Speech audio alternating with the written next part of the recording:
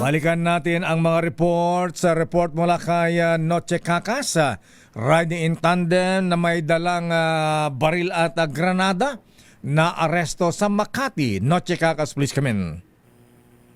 Lakay, Miss Taya, arestado ang dalawang hold-upper suspect sa kinasang hatapurso operasyon sa lungsod ng Makati.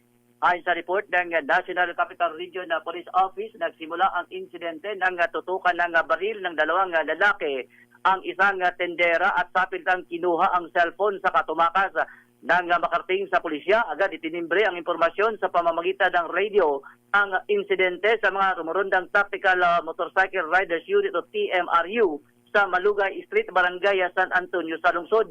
Na-corner ang riding in tandem suspect sa bahagi naman ng Ayala Avenue, kanto ng Camagong Street ng Barangay Bel-Air. Na-aresto ang mga suspect at nakumpiska sa pag-iingat ng dalawa ang isang caliber 45 pistol, isang caliber 22 revolver at isang MK2 fragmentation hand grenade. Kumpiskado rin ang isang blue Honda Click motorcycle na may plate number 875XIN na sinasabing ginagamit sa illegal na aktibidad.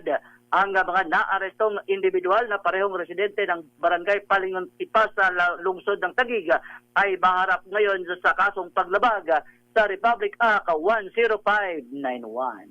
Arit sa 27, si Kakas DZRH, una sa Pilipinas, una sa Pilipino. May congrats sa Makati Police. Ayan, na matagal na inireklamo yung mga riding in tandem na nangi-snatch diyan sa may Malugay Street, Makati. Likod lamang ng fire station ng Makati, Miss Teya.